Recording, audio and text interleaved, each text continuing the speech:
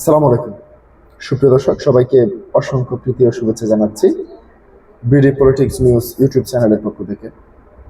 প্রিয় দর্শক, আজকে আমি যে বিষয়টি নিয়ে কথা বলবো, আপনারা ভিডিওর থাম্বনেল দেখে অনেকেই বুঝে গিয়েছেন যে কোন বিষয়ে কথা বলতে যাচ্ছি। শেখ হাসিনার স্বদেশ প্রত্যাবর্তন 2 এর অপেক্ষায় পুরো দেশ। বহু প্রতিজ্ঞার প্রহন গুনছেন জনতা। দর্শক, হঠাৎ করে আমি এই ধরনের ভিডিও তৈরি করতে গেলাম কেন, কিংবা এই ভিডিও তৈরি করার পেছনের মূল উদ্দেশ্য কি? দর্শক, আপনারা জানেন 5 আগস্টের আগে মূলত এই যে আন্দোলনটি শুরু হয়েছিল জুলাই মাস থেকে।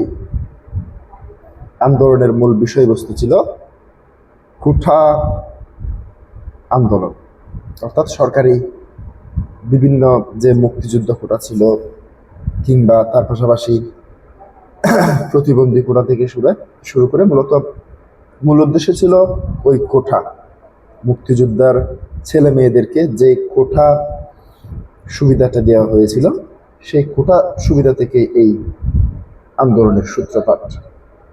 কিন্তু পরবর্তীতে আমরা দেখতে পেলাম সেই আন্দোলন ধীরে ধীরে রূপ নিতে নিতে এক দফা আন্দোলনে গিয়ে পৌঁছালো, এবং এক দফা একভাবে আন্দোলনের মাধ্যমে শেষ পর্যন্ত দেশীয় এবং বিদেশি ষড়যন্ত্রের মাধ্যমে ডক্টর ইউনূসের বাসায় মেটিকুলাস ডিজাইনের মাধ্যমে শেষ পর্যন্ত শেখ হাসিনা সরকারের পতন হলো। আন্দোলনের আগে আমরা তৎকালীন বৈষম্য বিরোধী ছাত্র আন্দোলনের যিনি গডফাদার, কিংবা যাকে নেতৃত্বের মূল ভূমিকায় ছিলেন আসিফ নজরুল, সেই আসিফ নজরুল এর বিভিন্ন কথাবার্তা আপনারা হয়তো জানেন যে 26 লক্ষ ভারতীয় লোক বাংলাদেশে চাকরি করে, অথচ বাংলাদেশের ছাত্ররা চাকরি পায় না। এই ধরনের ভিডিও সামাজিক যোগাযোগ মাধ্যম সহ সব জায়গায় ছড়িয়ে পড়েছিল, এবং মূলত সেই আন্দোলনকে আগুনে ঘি ঢেলে দেওয়ার কাজ করেছে এই সমস্ত কথাবার্তাগুলো। পরবর্তীতে 5 আগস্টের পরে আমরা দেখলাম সারা বাংলাদেশে যে বৈষম্য বিরোধী ছাত্র আন্দোলনের নামে আন্দোলন, সেই বৈষম্য তো দূর হয়নি, উল্টো আরো বৈষম্য বেড়ে গিয়েছে। কারণ সারা বাংলাদেশে হাজারো নেতাকর্মীদের বাড়িঘরে অগ্নিসংযোগ করা হয়েছে, মিথ্যে মামলা হামলা এবং বিভিন্ন ধরনের ষড়যন্ত্রের জাল বুনেছে তারা। এবং তার পাশাপাশি আপনারা দেখতে পেয়েছেন কিভাবে ধানমন্ডি 32 থেকে শুরু করে আওয়ামী লীগের সাবেক এমপি, মন্ত্রী, এমনকি আওয়ামী লীগ নেতাকে তার বাড়িতে পর্যন্ত আগুন দিয়ে যেভাবে জ্বালিয়ে দেওয়া হয়েছে, সেটি আপনারা অবশ্যই দেখেছেন। তার পাশাপাশি প্রায়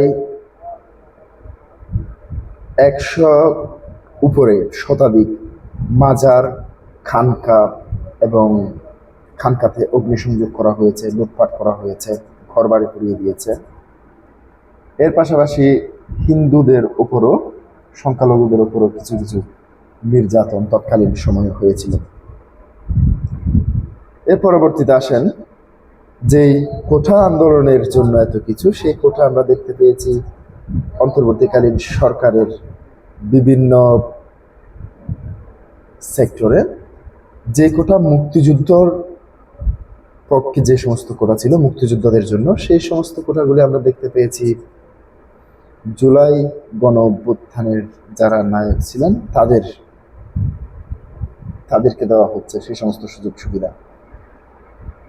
এমন অভিযোগ রয়েছে যে জুলাই আন্দোলনের আহত ও নিহতদের চিকিৎসা দেওয়ার জন্য যে ফান্ড গঠন করা হয়েছে, সেই ফান্ডের টাকা আত্মসাতের ঘটনাও আমরা দেখেছি। তার পাশাপাশি দেখেছি, আপনারা জানেন 2024 এবং 25 অর্থ বছরে যে কয়েকটি বন্যা হয়েছে, সে কয়েকটি বন্যার মধ্যে টিএসসিতে কোটি কোটি টাকা তোলা হয়েছিল সেই বন্যার্থদের সাহায্য সহযোগিতার জন্য। প্রিয় দর্শক, সেই টাকাগুলি তারা এখনো পর্যন্ত কোনো হিসাব জাতির সামনে উপস্থাপন করতে পারেনি। এরপরে জিনিসপত্রের আকস্মিক দাম, শেষ পর্যন্ত যেই নির্বাচনটি হয়েছে সেই নির্বাচনও সুষ্ঠু নির্বাচনের কোনো নাম বালাই নেই। দেশের প্রধানতম দুইটি রাজনৈতিক দল, একটি আওয়ামী লীগ, একটি বিএনপি, কিন্তু আওয়ামী লীগকে বাদ দিয়ে এরা নিজেরা বাংলাদেশে প্রায় 52টির মতো নিবন্ধিত রাজনৈতিক দল রয়েছে। সেই নিবন্ধিত রাজনৈতিক দলের মধ্যে 19টি অথবা 20টি রাজনৈতিক দলকে নিয়ে একটি সাজানো নির্বাচন আমরা দেখতে পেয়েছি। সেই নির্বাচনে সুষ্ঠু হওয়ার কোনো নাম বালায়নি। আপনারা জানেন, জামাত ইসলামী সহ বিরোধী দলের নেতারা সেই নির্বাচনে একটি মেটিকুলাস কিংবা আগে থেকে নির্বাচনের ফলাফল ঠিক করে রাখা হয়েছিল বলে এই ধরনের বক্তব্য সামাজিক যোগাযোগ মাধ্যমে পাওয়া যায়।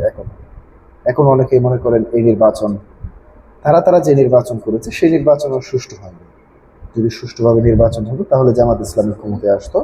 তারা দাবি করেন, তার পেছনে যে ব্যাখ্যাটি উপস্থাপন করেন সেটি হচ্ছে সাবেক পরিবেশ উপদেষ্টা রেজওয়ানা হাসানের একটি সামাজিক যোগাযোগ মাধ্যমে একটি ভিডিও ভাইরাল হওয়ার পর একটি টক শোতে কিংবা বক্তব্য দেওয়ার সময় তিনি বলেছিলেন যে আমরা যে কোনোভাবে মৌলবাদী শক্তিকে ক্ষমতায় কিংবা রাষ্ট্রীয় ক্ষমতায় আসতে দিইনি, এই ধরনের একটি বক্তব্য সামাজিক যোগাযোগ মাধ্যমে ছড়িয়ে পড়ার পর থেকে সেই রেজওয়ানা হাসানকে গ্রেপ্তার করে রাজসাক্ষী বানিয়ে তার বিচারের দাবিও জানানো হয়েছিল একটি পক্ষ থেকে। এর মধ্যে আমরা দেখতে পেয়েছি অন্তর্বর্তীকালীন সরকারের উপদেষ্টা অধ্যাপক মোহাম্মদ ইউনূস নির্বাচনের 2 দিন আগে জুলাই গণ অভ্যুত্থানের যারা পক্ষের শক্তি, জামাত, বিএনপি সহ যে সমস্ত রাজনৈতিক দলগুলি রয়েছে তাদের সাথে আলোচনা সাপেক্ষে যুক্তরাষ্ট্রের সঙ্গে একটি বিতর্কিত বাণিজ্য চুক্তি করেছে, যে বাণিজ্য চুক্তির মাধ্যমে দেশ যুক্তরাষ্ট্রের গোলামিতে পরিণত হয়েছে। এর ফলশ্রুতিতে আমরা দেখতে পেয়েছি নতুন সরকার ক্ষমতায় আসার পর বাণিজ্য মন্ত্রীকে রাশিয়া থেকে তেল কেনার জন্য যুক্তরাষ্ট্রের অনুমতি চাইতে হচ্ছে এখন। তার পাশাপাশি আরো অন্যান্য বিভিন্ন কারণ নিয়ে জনগণ এখন এই সরকার কিংবা ডক্টর ইউনূস কিংবা জুলাই যোদ্ধাদের উপর ক্ষেপে রয়েছে। মূলত সেই কারণে এখন দেশের জনগণ চায় শেখ হাসিনা আবার দেশের স্বদেশ প্রত্যাবর্তন করুক, আগামীতে আওয়ামী লীগ আবারও ক্ষমতায় আসুক, কিংবা শেখ হাসিনা যদি দেশে আসে বিমানবন্দরে কত কোটি লোকের সমাগম হবে, সেই নিয়ে এখন পর্যন্ত বিভিন্ন বিশ্লেষকরা বিশ্লেষণ করছে। প্রিয় দর্শক, আজকে পর্যন্তই। আসসালামু আলাইকুম।